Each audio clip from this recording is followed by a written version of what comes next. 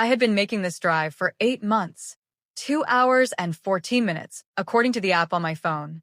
More in traffic, which on Tuesday mornings from Millhaven heading north toward the city, was reliable enough that I had stopped thinking of the Tuesday time as 2 hours and had started thinking of it as 2.5, which meant leaving the house at 5:45 if I wanted to reach the oncology floor at Crestview Medical Center by the time the department opened. I had left the house at 5:45 every Tuesday for 32 weeks. My daughters had offered to come with me. My oldest, Tamara, had offered the most persistently. She lived 40 minutes from Crestview and had a flexible enough schedule that she could have managed it most weeks. I had told her the same thing each time. I'm fine. I know the way. You have enough to manage. This was partly true, and partly the specific instinct of a mother who has spent 40 years managing things without burdening her children, which is not always the right instinct but is, in my case, a deeply ingrained one. I was fine, technically. I was in treatment. The treatment was working in the way that the oncologist, Dr. Yolanda Park, described as responding well, the language of medicine that means the war is not over, but the current battle is not being lost. I was tired in the specific, weighted way of a person whose body is fighting two things simultaneously, the disease and the treatment for it. I had lost my hair in February. I had lost 20 pounds. I had, in the mirror, become someone I was still getting used to, the same person, recognizable to myself, but with a surface changed in ways that 8 months of chemotherapy produces. I parked in the structure and walked through the building and took the elevator to the 4th floor, which was the oncology floor, which I knew as well as I knew my own kitchen, the smell of it, the specific quality of the light, the way the nurses at the station moved, the particular chair near the window in the waiting area that caught the morning sun, and that I had, over 32 weeks, come to think of as mine. The nurse at the corridor entrance was not someone I recognized. I had come to know, over 8 months, most of the regular staff on the 4th floor. Not deeply, we were not friends. I was not someone who developed relationships easily in institutional settings, but with the specific familiarity of consistent presence. I knew their names. They knew mine. There was a particular ease to being recognized in a place you come to regularly, a small reduction in the weight of navigating a system that is, in its structure, not designed for ease. This woman was not someone I had seen before. She was standing at the entrance to the 4th floor corridor with the posture of someone managing access, a function that some staff members assume and others don't, depending on temperament and training and, sometimes, on something else that is harder to name. She looked at me when I stepped off the elevator. She looked at me in the specific way of someone making an assessment that is happening faster than conscious thought, a reading of appearance and presentation, and the particular conclusion that reading produces. She stepped in front of me. "You don't belong here," she said. Her voice was not quiet. It was the carrying voice of someone who is not managing a private conversation, but a public boundary. "This floor is not for people like you." Behind her, near the nursing station, 2 staff members looked up.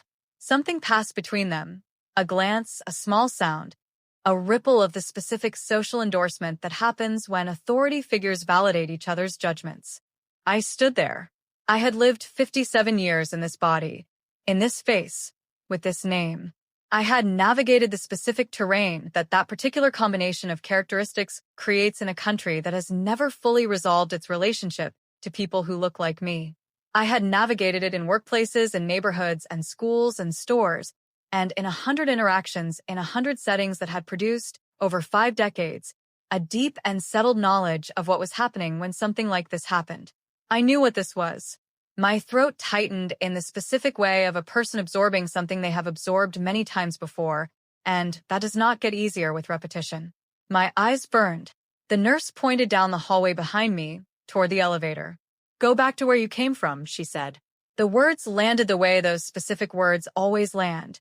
Not on the surface, but deeper, in the place where the accumulated history of similar words lives in a person's body, the place where 8 months of cancer treatment and 32 Tuesdays and 2 hours and 14 minutes of driving each way was also living.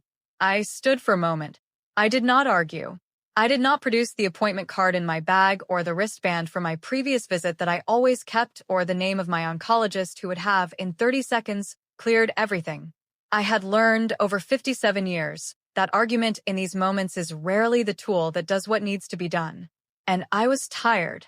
I was so tired, not just from the drive, not just from the treatment, but from the specific, accumulated exhaustion of a person who has been managing her body's war against itself for 8 months and who did not, that Tuesday morning, have the reserve required to manage this on top of everything else. I turned around. I began walking toward the elevator. And then I heard the sound, a chair, scraping across a floor. The specific sound of a heavy chair being pushed back quickly by someone who has stood up from it. I stopped. I heard footsteps. Not hurried, purposeful. The specific rhythm of someone who has made a decision and is executing it. I turned. The door to the administrative office that occupied the corner of the 4th floor, the office I had walked past 32 times without ever having occasion to look inside, was open. In the doorway stood a man in his early 60s, tall, in the jacket and open collar of a hospital administrator at work. His name was Dr. James Holbrook, and he was the director of Crestview Medical Center, though I did not know this at that moment. He walked through the doorway. He walked past the nurse. He did not look at her. He walked directly to where I was standing, the place I had stopped when I heard the chair, and he stopped in front of me. He turned. He went back to the office. He came back carrying his own chair, the chair he had been sitting in. A standard office chair, not remarkable in any way except that it was the specific chair from behind the desk of the director of Crestview Medical Center on a Tuesday morning in October. He set it down behind me. He looked at me. He said, "Please sit down." The nurse's mouth fell open. The 2 staff members at the station were completely still. The entire floor had stopped. Before I tell you what came next, please take a second to like this video, subscribe to the channel, and tell me in the comments what country you are watching from. Now, let's begin. My name is Diane Carter. I am 57 years old. And the diagnosis had come on a Thursday afternoon in February, delivered by a physician whose name I had known for 2 years as my primary care doctor, and who said, in the specific careful language that physicians use for this kind of news, that the imaging showed something that needed to be evaluated further, and that she was referring me to an oncologist. The oncologist was Dr. Yolanda Park at Crestview Medical Center's oncology department. Crestview was not close to where I lived. Millhaven, where I had lived for 23 years, had a community hospital with basic oncology services. It did not have Dr. Yolanda Park, who had been described to me by my primary care doctor and then by 2 separate people I had called for information as one of the best oncologists in the region for the specific type of cancer I had, which was a breast cancer diagnosis at a stage that was serious but treatable. I had decided on the 2nd Thursday of March that I would go to Crestview. I had not told my daughters the full reasoning for this decision. I had told them that Dr. Park was the best option and that I was going to make it work.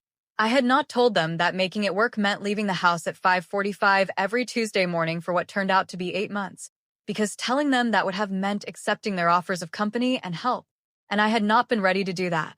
I am not going to defend that choice. I have had long conversations with myself about what it reflects and what it cost. What I will say is that the choice was mine, and it was made with the specific combination of independence and stubbornness that has defined most of my decisions for 57 years. For better and occasionally for worse. The driving had become, over 32 weeks, something I did not think about much. I left at 5:45. I listened to the radio. I parked in the structure. I walked through the building. I took the elevator to the 4th floor. The 4th floor had become, in a way I had not anticipated, something like familiar ground. Not in the way that places you love become familiar. In the way that places you need become familiar. Through repetition and the specific knowledge of where the light switch is and which chair catches the sun, and how the staff move when the floor is busy versus when it is not. I had spent waiting room hours and pre-treatment hours and post-treatment hours on that floor. I had watched other patients come and go, some of them improving, some of them not. I had been part of the population of the 4th floor in the quiet, consistent way of someone who shows up every week and manages her experience, without making demands of the people around her. The staff knew me.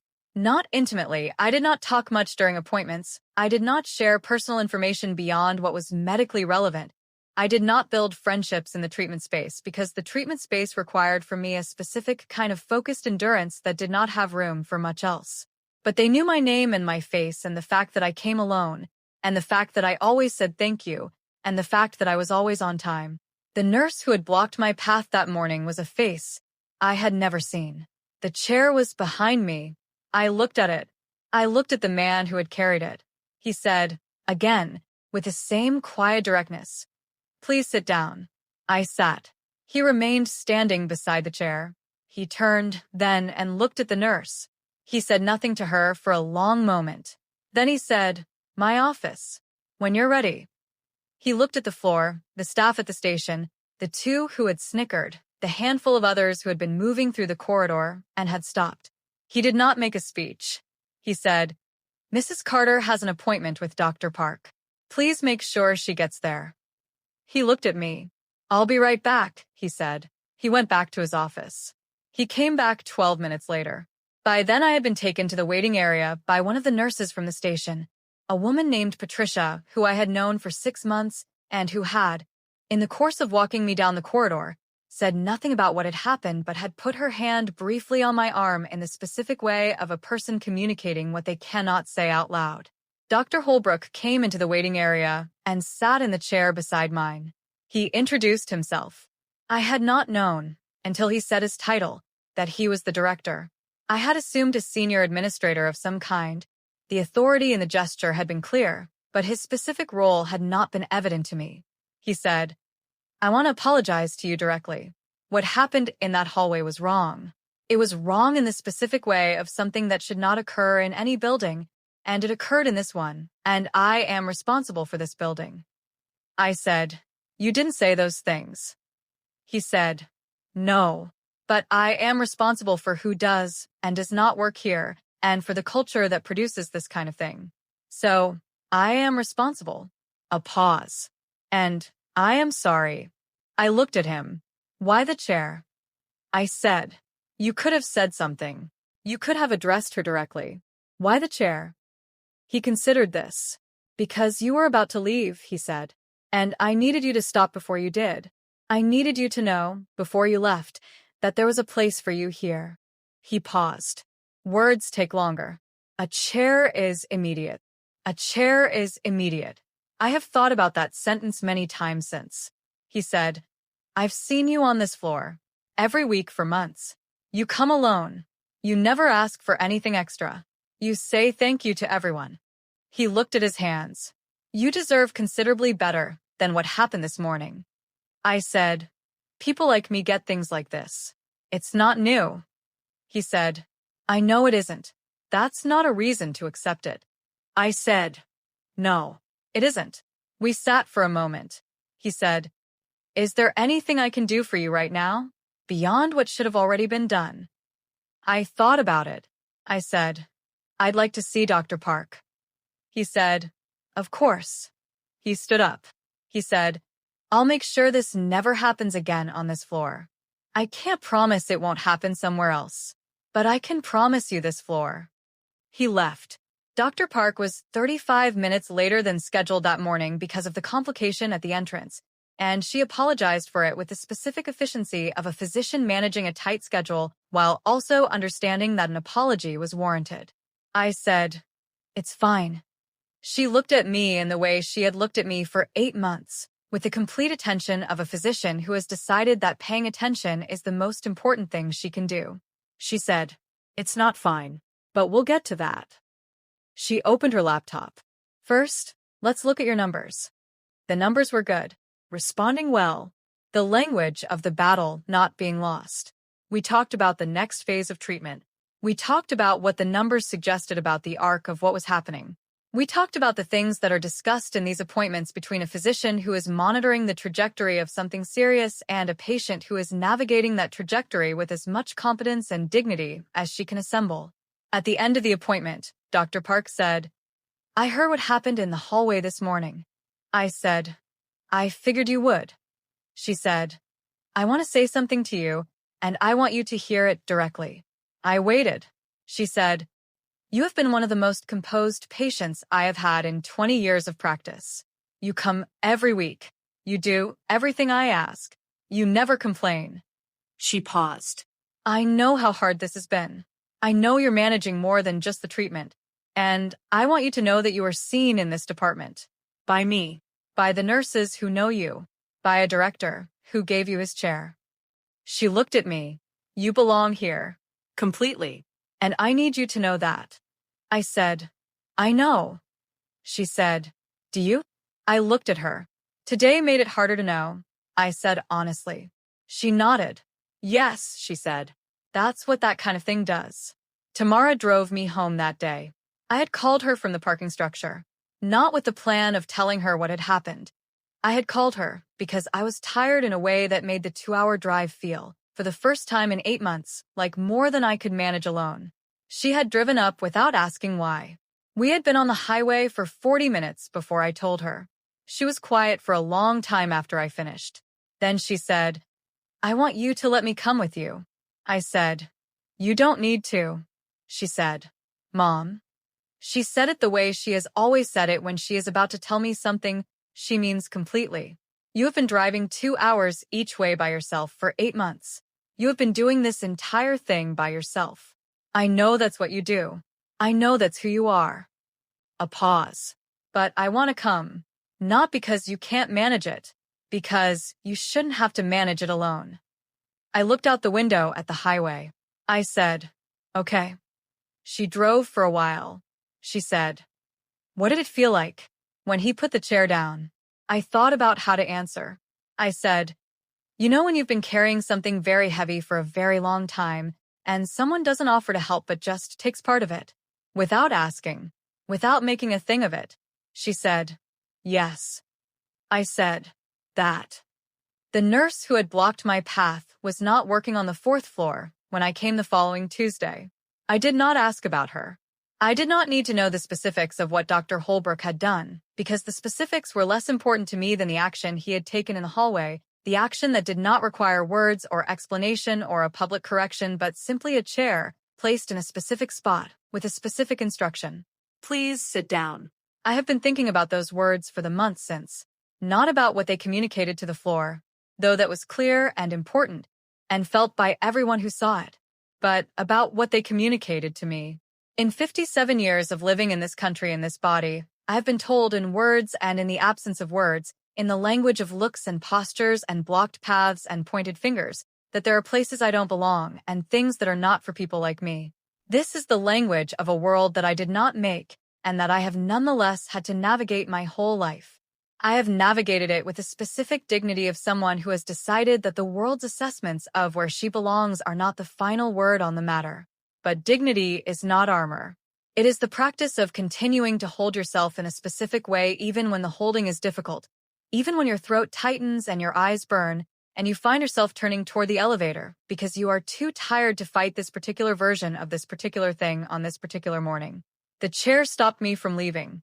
Not the apology that came later, not the conversation with Dr. Park, not even the full knowledge of who had placed it. The chair itself, the immediate, physical, wordless act of a person who had seen what was happening and had decided that the most urgent thing was not to address the person who had said the words, but to address the person the words had been said to. You deserve to sit. You deserve a chair. You deserve my chair specifically. He stood while I sat. The most senior person in the building stood while I sat. There is no speech in the English language that would have communicated that more clearly. My treatment is complete. The numbers at my last appointment 3 weeks ago showed what Dr. Park described in her specific language as a complete response. The language of medicine for the battle having been won, or at least the current phase of it, subject to the ongoing monitoring that these things always require. I drove myself to that last appointment. Tamara came with me. We parked in the same structure. We walked through the same building. We took the elevator to the 4th floor. The corridor was the same. The light was the same. The nursing station was the same. The chair near the window was there. I sat in it for the last time as a treatment patient. Tamara sat beside me. She said, "How does it feel?" I said, "Strange. Good strange." She said, "You did it."